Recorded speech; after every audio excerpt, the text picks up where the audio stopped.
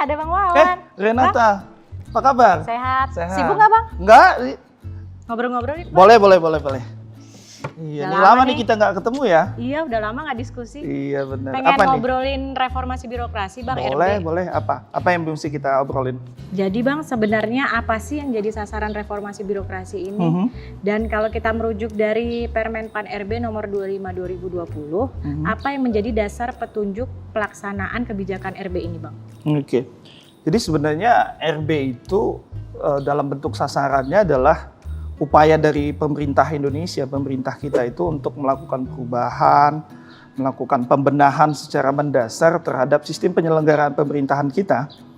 Proses tersebut diantaranya dilakukan dengan menata ulang birokrasi kita dari tingkat yang tertinggi sampai yang terendah, serta dengan melakukan banyak terobosan-terobosan baru dalam birokrasi dengan langkah-langkah yang memang konkret dan bisa diimplementasikan. Dan RB ini harusnya dilakukan secara sungguh-sungguh, ya, dan dilakukannya dengan di luar kebiasaan kita yang pada umumnya kan kaku kalau birokrasi itu. Dan tentu kalau ini sudah diimplementasikan, kita berharap paradigma berpikir kita juga berbeda, ya, berubah, dan sifatnya RB itu harusnya implementatif. Implementatifnya kepada seluruh perangkat pemerintahan kita, jadi bukan hanya sebagian tapi seluruhnya. Nah, kalau tadi Rena bilang tentang Permen Pan 25 2020 itu kan Permen Pan yang isinya tentang bagaimana roadmap itu disusun oleh setiap kementerian, lembaga, dan pemerintah daerah. Nah, ini sebenarnya jadi dasar petunjuk teknisnya adalah Peraturan Presiden nomor 81 tahun 2010 tentang Grand Design Reformasi Birokrasi. Nah, ini tentunya kita buat sebagai sebuah lembaga dan birokrasi itu menjadi agile, lincah, ya, kemudian bisa adaptif dan inovatif, serta mampu bekerja secara efektif dan efisien untuk mencapai tujuan atau soft landing dari RB itu sendiri, yaitu birokrasi berstandar dunia. Kira-kira begitu. Nah, tadi kan Abang bilang nih, jadi RB ini adalah upaya pemerintah Indonesia untuk melakukan pembenahan. Nah, sebenarnya tujuan dari RB ini apa sih Bang? Ya, kalau kita bicara tujuan dari RB itu jelas upayanya, sasarannya tadi seperti kebirokrasi pemerintahan, dan tujuannya itu mencetak birokrasi dan aparatur sipil negara yang profesional dengan karakter yang adaptif, yang berintegritas, punya kinerja yang tinggi, bersih dan bebas dari korupsi, kolusi, nepotisme, serta mampu melayani publik dengan baik, ya, netral, kemudian sejahtera, dan mempunyai dedikasi dan memegang teguh nilai-nilai dasar dan kode etik aparatur negara kita. Nah, di dalam konsep penjelasannya lebih lanjut kan kita juga udah kenal core value ASN berakhlak nih ya Renata. Nah, iya benar. Ini pasti sudah sangat booming di kalangan kita ASN. Iya. Nah, core value ASN berakhlak itu kan menjadi bagian sebenarnya dari RB itu sendiri. Nah, RB itu sendiri juga ingin mencoba mereformasi mindset birokrasi kita di pemerintahan Indonesia. Nah, ini apa nih langkah-langkah awal sebaiknya yang dilakukan dalam mereformasi mindset birokrasi kita nih, Renata? Kalau kita ngelihat dari kepentingan birokrasi nih Bang, apalagi bagi perubahan mindset ASN kita dalam melaksanakan birokrasi pemerintahan. Kita harus ada langkah-langkah awal nih Bang. Seperti yang pertama, kita harus memastikan bahwa RB ini dan nilai-nilainya itu benar-benar diinternalisasi. Iya, betul ya. Yang kedua, kita harus menerjemahkan RB ini dan nilai-nilainya ke dalam fungsi organisasi pemerintahan. Nah, yang ketiga, kita harus bisa mereformasi struktur organisasi sesuai dengan visi dan mandat dari RB ini Bang. Oke, jadi sebenarnya RB ini penting banget ya. Penting dong kalau kita lihat dari tujuan, sasaran, dan tujuannya tadi kan mereformasi mindset juga ya birokrasi kita. Ya, mungkin kita akan diskusi lebih lanjut mungkin menurut Renata gimana nih? Iya, kayaknya diskusi kita bakal panjang sih Bang. Oh iya, benar sekali. Nanti kita lanjutin lagi ya. Boleh. Thank you banget Bang. Oke, baik, terima kasih. Oke.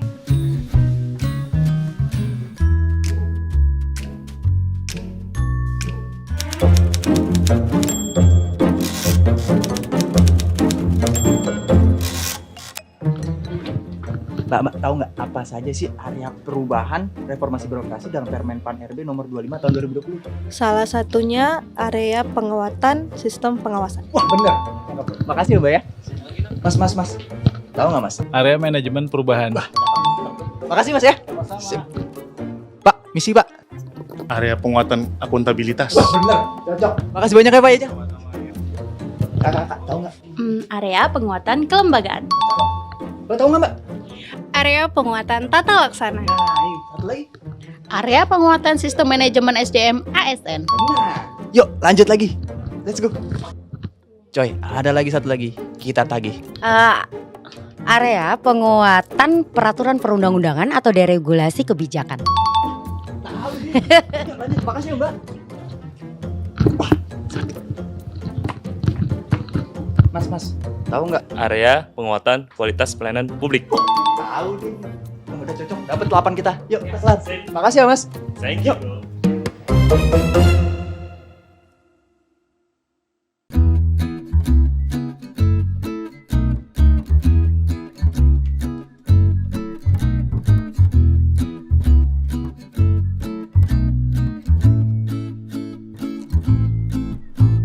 Ada Renata. Ada Bang Wawan duduk Bang. Oke. Bang, kita lanjutin diskusi yang tadi yuk. Oke. Oh iya, kita tadi diskusi tentang reformasi birokrasi ya. Nah iya, sampai mana ya tadi Bang? Oh, kalau nggak salah kita tadi diskusi tentang tujuan, sasaran, dan manfaat Oh, iya, benar, reformasi birokrasi ya. Kalau kita bicara tentang reformasi birokrasi kan, kita kenal ada area perubahan di dalam reformasi birokrasi itu ya Renata. Nah iya Bang. Nah, salah satunya dari 8 itu ada yang namanya area manajemen perubahan. Gimana sih sebenarnya cara atau strateginya untuk melaksanakan area manajemen perubahan ini? Nah, manajemen perubahan itu kan adalah cara birokrasi untuk berintegrasi dan meningkatkan kinerjanya ya Bang ya. Iya. Nah, cara-caranya itu yang pertama, peran agen perubahan ini harus secara konkret. Itu kan kita ya Bang ya? Iya, betul. Nah, sebagai agen perubahan. Nah, yang kedua, kita juga harus menjalankan komitmen pimpinan nih. Nah, yang ketiga kita harus bisa membangun budaya kerja. Berarti strategis semua ya, 3 Nah, strateginya iya. itu ya. Oke, kemudian kan yang kedua itu di area perubahan RB-nya itu ada yang namanya area penguatan sistem pengawasan. Nah, benar. Nah, di dalam area penguatan sistem pengawasan ini kan ada cara-cara untuk mewujudkan atau melaksanakannya. Nah, seperti apa caranya menurut RB ini untuk penguatan sistem pengawasan? Nah Bang, tujuan dilaksanakannya area penguatan sistem pengawasan ini kan adalah untuk membuat sistem pemerintahan kita ini menjadi bebas korupsi, kolusi, dan nepotisme. Betul. Nah, ada hal-hal nih yang harus kita lakukan Apa aja dalam melakukan area penguatan sistem pengawasan ini. Nah, yang pertama, kita harus patuh terhadap laporan harta kekayaan pejabat negara. Nah, Oke. yang kedua, kita harus patuh terhadap laporan harta kekayaan aparatur sipil negara. Nah, yang ketiga, mekanisme pengendalian aktivitas berjenjang. Nah, keempat, penurunan pengaduan masyarakat. Nah, biasanya semakin minim pengaduan masyarakat, artinya sistem pengawasan kita semakin baik dong, Bang. Iya, betul ya. Nah, yang kelima, ada keberhasilan pembangunan zona integritas. Dan terakhir, yang keenam, ada peran APIP sebagai Assess dan Assist. Assess sebagai pengawasan, Assist sebagai pendampingan. Nah, gitu Bang. Berarti cukup banyak ya di dalam area pengawasan, penguatan iya, pengawasan ada ini. 6. Ya? Ada 6 ya strateginya. Nah, Bang Wawan, apa sih aspek kritis dalam area penguatan akuntabilitas dalam RB ini, Bang? Oke. Dalam reformasi birokrasi untuk area penguatan akuntabilitas ini sebenarnya mengarahkan pada peningkatan akuntabilitas kinerja birokrasinya. Jadi lebih menekankan kepada akuntabilitas kinerja. Ya, jadi upaya-upaya yang bisa dilakukan untuk area penguatan akuntabilitas ini yang pertama adalah bagaimana penggunaan anggaran pemerintah ya itu dilakukan secara efektif dan efisien. Kemudian yang kedua, bagaimana memanfaatkan aplikasi akuntabilitas kinerja ini dengan baik. Dan yang ketiga, caranya adalah dengan capaian kinerja ini menjadi dasar untuk memberikan reward dan punishment kepada aparatur sipil negara yang menjalankan birokrasi ini sendiri. Dan yang keempat, peta strategi sesuai dengan kerangka logis dari kinerja itu sendiri. Kira-kira itu yang harus kita lakukan di dalam area yang ini. Nah, terus Bang, apa yang menjadi tujuan dari area penguatan kelembagaan dalam RB ini, Bang? Oke. Jadi di dalam area perubahan yang selanjutnya di dalam RB ini, tujuan area penguatan kelembagaan dari RB ini sebenarnya untuk mewujudkan organisasi pemerintahan yang tepat fungsinya, ya tepat ukurannya. Sehingga upaya-upaya yang harusnya dilakukan dalam tujuan dalam area penguatan kelembagaan ini, salah satunya adalah bagaimana menyesuaikan organisasi itu dengan proses bisnisnya sendiri. Jadi kan organisasi pasti punya core bisnis atau proses bisnis masing-masing. Nah, itulah yang harusnya disesuaikan. Kemudian yang kedua, peta proses bisnis atau core bisnisnya ini sesuai dengan penyederhanaan organisasi yang telah dilakukan sebelumnya. Nah, kemudian yang ketiga, jangan lupa bahwa evaluasi kelembagaan ini harus disesuaikan dengan penyederhanaan organisasinya juga. Itu kira-kira. Nah, berarti ini ada hubungannya dengan tata laksana ya Renata ya? Iya, pasti dong. Nah, gimana nih tata laksana pemerintahan di dalam RB ini kita fokuskan pelaksanaannya? Nah, pelaksanaan dari area penguatan tata laksana ini kan memberikan titik fokus dan menitik beratkan pada pelaksanaan birokrasi yang harus sesuai dengan tata laksana, Bang. Nah, agar birokrasi kita ini menjadi efektif, efisien, jelas, terukur, dan sesuai dengan prinsip e-government. Nah, tata laksana pemerintah ini juga harus dilakukan dengan yang pertama penyusunan proses bisnis sesuai dengan penyederhanaan jabatan. Nah, yang kedua makin terintegrasinya sistem pemerintahan berbasis elektronik. Nah, yang ketiga transformasi digital telah memberikan manfaat yang optimal. Berarti ini berkaitan erat ya dengan digitalisasi untuk area yang ini ya. Nah, kemudian kan RB itu sendiri dilaksanakan oleh aparatur sipil negara. Benar. Dalam pelaksanaannya pasti ASN yang melaksanakan. Dan di dalam RB sendiri ini area penguatannya ada sendiri untuk ASN. Itu yang kita sebut sebagai area penguatan sistem manajemen sumber daya manusia aparatur sipil negara. Bagaimana cara melaksanakan area penguatan manajemen SDM ASN ini, Renata? Nah, jika kita lihat dari area penguatan sistem manajemen ASN ini menitik beratkan pada pencapaian ASN yang berintegritas, yang kompeten, profesional, berkinerja tinggi, netral, dan sejahtera dengan mengedepankan kompetensi ASN. Nah, area penguatan sistem manajemen SDM ASN ini harus dilaksanakan dengan yang pertama itu ada perhitungan kebutuhan pegawai dijadikan sebagai dasar pembuatan formasi, Bang. Nah, bicara formasi ASN ya? Kita bicara tentang formasi ASN. Nah, yang kedua, penyetaraan jabatan administrasi ke jabatan fungsional, Bang. Itu sudah kita lakukan di Kementerian Dalam Negeri. Nah, yang ketiga, pemetaan talenta pegawai, Bang. Untuk apa nih pemetaan talenta pegawai ini kira-kira? Nah, ini digunakan untuk menempatkan JPT dan jabatan kritikal lainnya. Baik. Nah, gitu. Kalau itu tentang area penguatan SDM ASN, berarti ada area juga yang kita sebut area penguatan peraturan perundang-undangan, deregulasi kebijakan dalam RB. Kira-kira untuk area yang ini, Renata, apa sih tujuannya? Kenapa harus dibuat di dalam RB? Nah, area penguatan ini dibuat memiliki tujuan utama, Bang, untuk mewujudkan regulasi kita yang tertib, yang tidak tumpang tindih, yang kondusif, dan memiliki manfaat kepercayaan publik terhadap birokrasi pemerintahan kita nih, Bang. Nah, area penguatan peraturan perundang-undangan deregulasi kebijakan ini ada yang pertama peran kebijakan terkait pelayanan atau perizinan, Bang. Nah, yang kedua ada kebijakan yang diterbitkan telah sesuai dengan prolek kementerian atau pemerintah daerah. Gitu ya. Nah, Bang Wawan, kenapa sih area penguatan kualitas pelayanan dalam RB ini harus kita lakukan?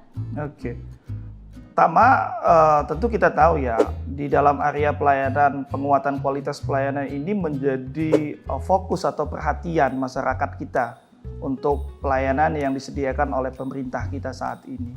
Nah, tentu hal ini dilakukan untuk mewujudkan pelayanan publik yang prima, sesuai dengan kebutuhan dan harapan masyarakat. Ya, caranya dengan mengedepankan prinsip-prinsip dari pelayanan publik itu sendiri. Maka kita tentu harus juga melihat Undang-Undang Nomor 25 Tahun 2009 tentang pelayanan publik.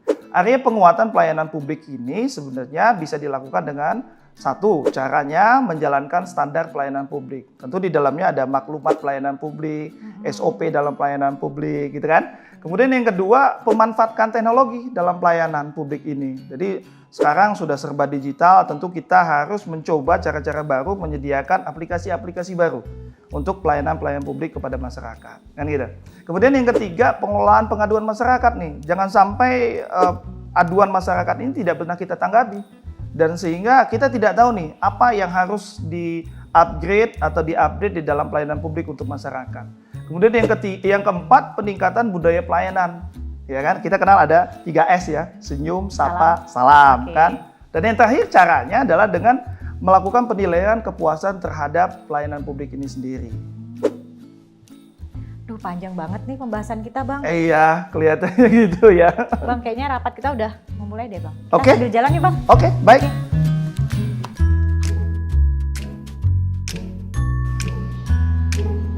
Bang Wawan, Yuk. sebenarnya masih ada satu pembahasan sih yang pengen Rena diskusiin ke Abang. Apa tuh? Kita sambil jalan aja nggak apa-apa kali ya? Iyalah, nggak apa-apa ya.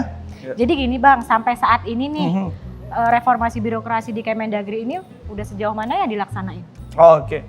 Nah, implementasi dari RB di Kementerian Dalam Negeri itu juga sangat bergantung sebenarnya keberhasilannya dari beberapa hal sebenarnya, Renata. Apa aja tuh Bang? Yang pertama adalah kemauan membangun komitmen bersama antara seluruh jajaran di Kementerian Dalam Negeri dengan tim RB-nya sendiri.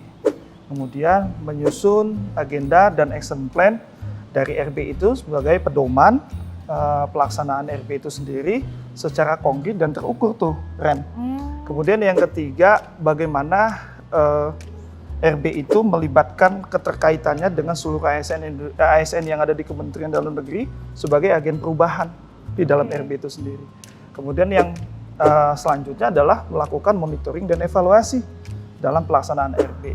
Dan yang selanjutnya itu adalah bagaimana Kementerian Dalam Negeri itu, Ren, melaksanakan supervisi secara kontinu untuk perbaikan berkelanjutan. Dan yang terakhir sebenarnya bagaimana Kementerian Dalam Negeri setiap komponen yang melaksanakan RB itu sendiri bisa memastikan RB itu dilaksanakannya untuk mencapai target dari masing-masing komponen Kementerian Dalam Negeri atau Kementerian Dalam Negeri secara keseluruhan. Kira-kira begitu. Terus Bang, ada lagi nggak? Ya, ada lagi sebenarnya. Jadi kesuksesan implementasi pelaksanaan RB di Kementerian Dalam Negeri kita ini itu bergantung kepada komitmen pimpinan serta peran aktif dari seluruh ASN yang ada di Kementerian Dalam Negeri dan tim RB sendiri. Nah, itulah beberapa kunci dari keberhasilan implementasi RB. Ya, semoga aja ya Renata, pelaksanaan implementasi reformasi birokrasi di Kementerian Dalam Negeri ini bisa terimplementasi dengan baik dan benar, sehingga apa yang menjadi visi dan misi di Kementerian Dalam Negeri ini bisa tercapai dan terlaksana dengan baik. Begitu kira-kira. Berarti gitu ya Bang ya, RB di Kemendagri ini telah dilaksanakan. Iya. Dan kita ini sebagai agent of change memang harus komitmen melakukan perubahan ini. Baik, mudah-mudahan, amin. Bang, kayaknya udah Oh iya. waktunya kita rapat nih. Iya, harus kita rapat ya. Ayo deh. Lanjut dulu Bang Oke, ya. lanjut kita.